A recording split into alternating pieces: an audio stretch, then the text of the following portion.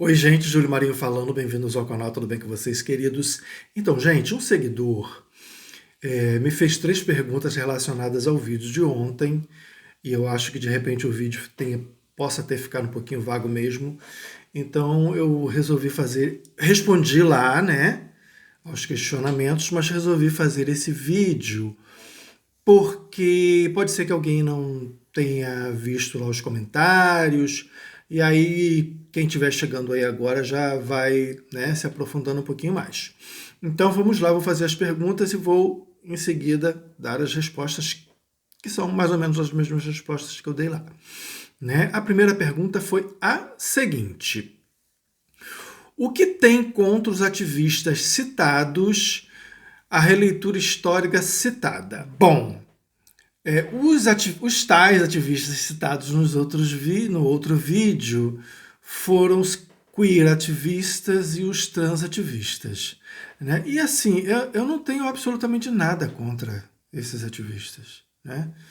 Agora, em relação à releitura que eles fazem, né, da nossa história, eu tenho tudo contra, né? Tudo contra.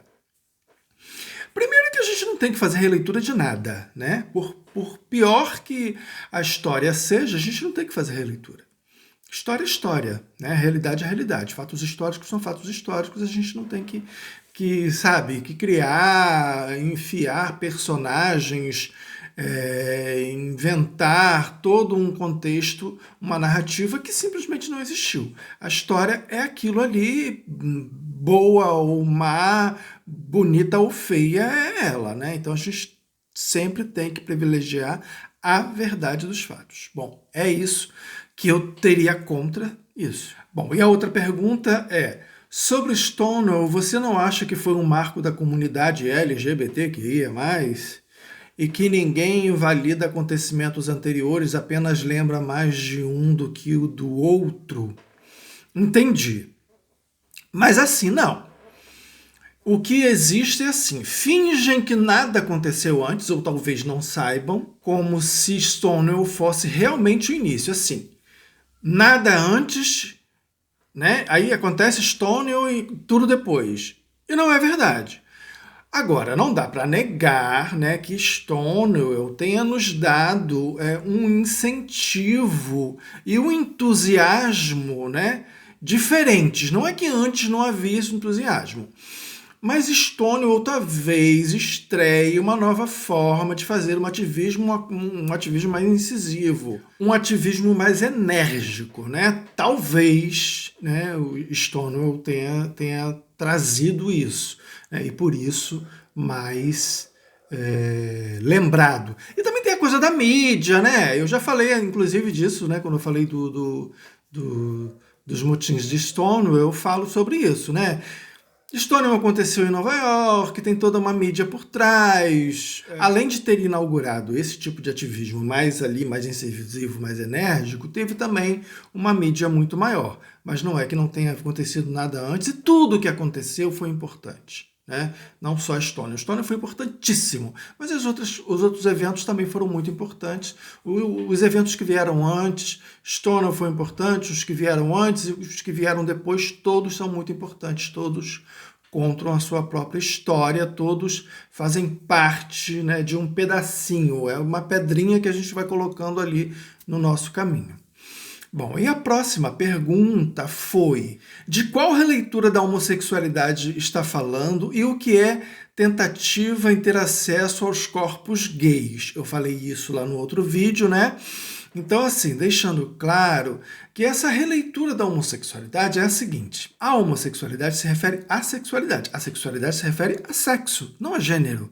Né? Nós nos atraímos por pessoas do mesmo sexo, não por pessoas do mesmo gênero. Sexo é real.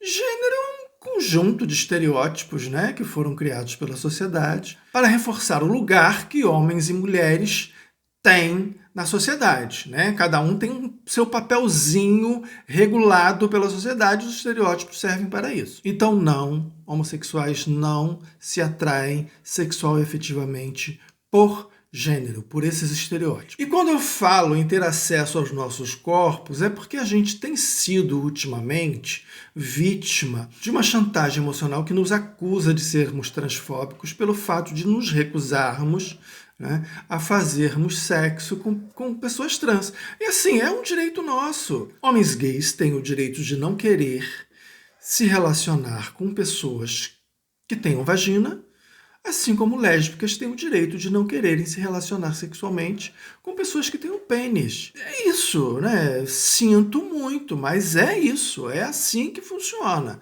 Ah, mas tem gays que fazem sexo com homens trans e mulheres que fazem... Ok, que legal, que bom para essas pessoas. Mas outras não, né? E essas pessoas têm que ter esse direito. Da mesma forma que os outros têm esse direito, conquistaram esse direito de fazer sexo com quem elas quiserem, um outro tanto de gente tem o direito de não fazer sexo com quem elas não quiserem. É uma questão de direito, é uma questão de direito básico, né? E quando eu digo ter acesso aos corpos de pessoas gays e lésbicas, é justamente sobre isso. Porque essas pessoas fazem essa chantagem, então não, nós temos esse direito. E também não é genitalismo. Genitais fazem parte do corpo das pessoas. É simples, sabe? Quando você reclama, né, da ausência de pênis, por exemplo, em homens trans, as pessoas falam, ah, mas tem consolo, né, tem vibrador e tudo bem. Não é a mesma coisa, gente, desculpa. Né? Eu acho que nem precisaria dizer isso, né? Mas não é a mesma coisa. Né? Um vibrador, um consolo não reage. Né? Não tem calor, não tem cheiro, não tem gosto, não ejacula, nada disso. Eu acho tristíssimo ter que ficar falando esse tipo de coisa. A gente, no final das contas, até é obrigado a falar coisas tão óbvias como essas. Não é? Então, assim, não. Sabe, essa forçação de barra é feio, já disse isso 300 vezes aqui. É muito feio, sabe, ficar nessa insistência. E a outra cobrança é que, mas gays e lésbicas acabam invalidando pessoas trans. Ué, mas não querer transar é invalidar? E se vocês precisam desse tipo de validação, desculpe, mas talvez vocês não estejam tão seguros assim em relação à própria identidade. Né? Gays e lésbicas não têm obrigação nenhuma de ficar validando a identidade de ninguém. Sabe? Resolvam essa questão sozinhos. Ou então procurem ajuda. Mas não tem que ficar, né, em rede social cobrando isso das pessoas, de gays e lésbicas. Até porque vocês só cobram isso de gays e lésbicas, o que é muito curioso. Né? Porque a gente não vê essa cobrança sendo feita a pessoas heterossexuais. Então, assim, é muito estranha essa cobrança ser feita só para gays e lésbicas. E, repito, se vocês precisam desse tipo de validação de nossa parte, sinto muito, mas vocês vão ter que procurar essa validação em outro lugar, talvez dentro de si mesmos. Né? Então, assim, eu espero ter respondido todas as perguntas, todos os questionamentos. Se tiverem mais, favor fazê-los. Eu tenho o maior prazer em responder, né, como estou fazendo agora, como fiz lá no próprio vídeo. Tá bom, gente?